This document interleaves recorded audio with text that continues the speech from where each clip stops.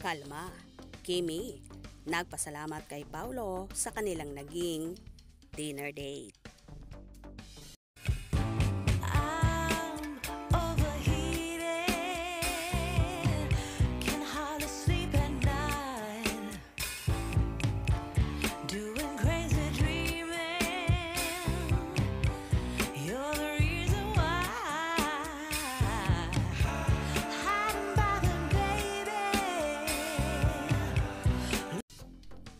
Nahimasmasan at nawala na ang pagkairita ng mga fan ni Kim Chiu at Paolo Avellino dahil sa kumalat na chika.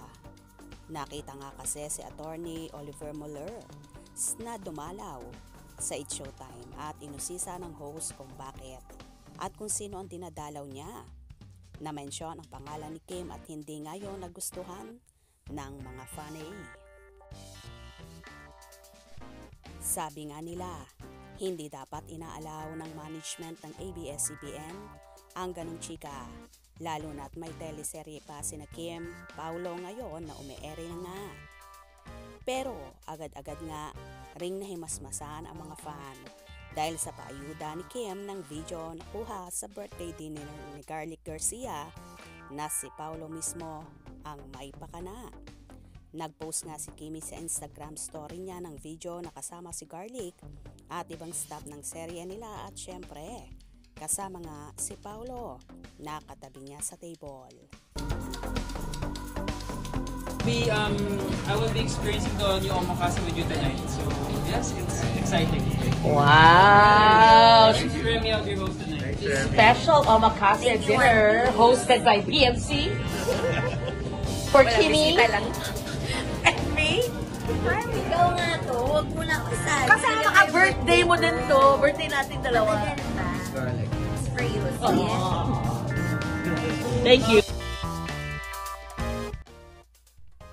Sa Instagram story naman ni Garlic ay makikita rin ang mga nirepost niyang video ni Kim.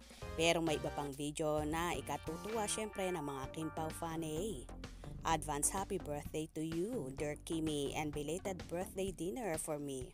Because we all prioritize finishing shooting What's Wrong with Secretary Kim. Sabi ni Garlic sa photo, nagbublow sila ng candle sa mini cake na hawak nila. Okay, Kimi, we're supposed to wrap it. Wrap it. Wrap it. Ako madilim. Hindi kita yung ano mo. Pa-video. Yeah. Ayan. So, hindi kita yung pagkain mo. Ito. May ilaw. So, we're supposed to, wow, wrap it. Around. My life, Happy birthday to us, Miss G. Nadamay pa ako sa birthday dinner for you. Big thanks. At Pao Avellino, say naman ni Kim. Heto naman ang caption ni Garlic sa isa pang photo na magkakasama pa rin sila sa table. Thank you for always doing everything with so much honor, respect and love, our dear BMC at Pao Avellino. What an epic 5-hour, 10-course, multiply, happy topics, dinner at our fave resto. Anyway, heto nga ang malalamang sagutan ng mga fanay.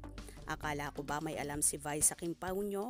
Bakit niya itinutukso kay Attorney Oliver?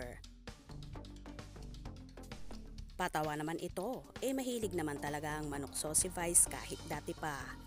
Walang sparks sina Attorney at Kim Pao lang malakas. Kay Paulo pa rin kami. Maling atake yan, Attorney. May ka-love team si Kim kaya wag naman please. Hey, ABS-CBN, protektahan nyo mga talent nyo, sina Kim at Paulo. Huwag nyong sirain. Sorry kayo, binasag agad ni Kim ang news nyo. Magkasama ang Kim Pao o kainis ang ABS-CBN. Dapat ang Kim Pao lang ang ipromote nyo kasi sila ang may serye. Kim Pao lang kaming mga OFW. Silang stress reliever namin. Anyway, may mangilan-ngilan pa rin naman na boto rin kay Attorney Oliver. Pero mas lamang nga lang ang mas bet para rin si Paulo para kay Kim. Well, nawala na nga ang galit at pagkadismaya ng mga fanay nang makita ang video na ipinoste ni Chinita Princess sa kanyang Instagram kung saan so sweet silang magkasama sa naging dinner date nila together with Miss Carly Garcia at ibang staff ng naturang seryeng What's Wrong with Secretary Kim. Kaya kalma lang tayo at wag nang paapekto dahil malakas at matibay ang samahan ng Kim Pao. Kaya naman tumutok at wag na wag pahuhuli sa mga maiinit na kaganapan. Anong inyong magiging reaksyon sa video ito? Comment below.